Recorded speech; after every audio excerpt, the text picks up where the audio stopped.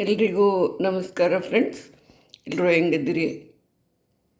ನಾನು ಚೆನ್ನಾಗಿದ್ದೀನಿ, ನನ್ನ ಫ್ಯಾಮಿಲಿ ಕೂಡ ಚೆನ್ನಾಗಿದೆ. ನೀವೆಲ್ಲರೂ ಹೆಂಗಿದ್ದೀರಿ? ನಿಮ್ಮ ಕುಟುಂಬ ಎಲ್ಲ ಹೇಗಿದೆ? ಇವತ್ತಿನ ರೆಸಿಪಿ ನಾನು ಟೊಮೆಟೊ ಚಟ್ನಿ ಮಾಡ್ತಾಯಿದ್ದೀನಿ. ನೀವು ಎಲ್ಲ ಟೊಮೆಟೊ ಚಟ್ನಿ ಮಾಡ್ತೀರಿ, ಬಟ್ ನನ್ನ ಮೆಥಡ್ ಹೆಂಗೈತಿ ಒಂದು ಸತಿ ನೋಡಿರಿ. ನೀವು ಈ ಥರ ಟ್ರೈ ಮಾಡಿರಿ.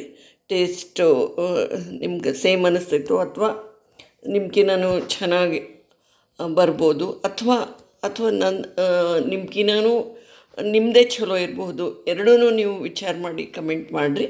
ಈ ಥರ ಒಂದು ಸತಿ ಟ್ರೈ ಮಾಡಿ ನೋಡಿರಿ ಅಂತ ಹೇಳಿ ನಾನು ಹೇಳೋಕ್ಕೆ ಇಚ್ಛೆಪಡ್ತೀನಿ. ಇದರಲ್ಲಿ ನಾನು 2 ಟೊಮೆಟೊ, 1 ಈರುಳ್ಳಿ, ಒಂದಿಷ್ಟು ಬೆಳ್ಳುಳ್ಳಿ, 1 ಬೆಳ್ಳುಳ್ಳಿ, ಒಂದಿಷ್ಟು ಕರಿಬೇವು ಸೊಪ್ಪು ಎಲ್ಲ ಹಾಕಿ ಫ್ರೈ ಮಾಡಿಕೊಂಡೆ. ಭಾಳ ಫ್ರೈ ಮಾಡಿದರೂ ಇದು ಇಲ್ಲ, ಚೆನ್ನಾಗಿ ಫ್ರೈ ಆಗಬೇಕು, ಹಸಿ ಬಿಸಿ ಉಳಿಬಾರ್ದು, ಚಟ್ನಿ ಚಲೋ ಆಗಂಗಿಲ್ಲ. ಆಮೇಲೆ ಈಗ ಇದಕ್ಕೆ ಒಂಚೂರು ಉಪ್ಪು ಹಾಕೋದು.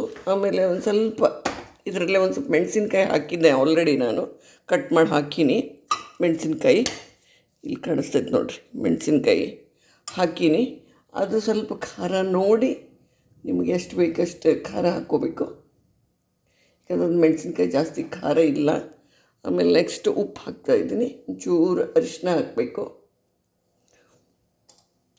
ಹಾಕಿ ಒಂಚೂರು ಶೇಂಗಾ ಹಾಕಿ, ನೀವು ಕಡಲೆ ಬೀಜ ಅಂತೀರಿ, ನಾವು ಶೇಂಗಾ ಅಂತೀವಿ, ಅದು ಹಾಕಿ ಆಮೇಲೆ ಬೇಕಂದರೆ ಹುಳಿ ಅನ್ನಿಸ್ತು ಅಂದರೆ ಒಂಚೂರು ಬೆಲ್ಲ ಹಾಕ್ಕೋಬೋದು.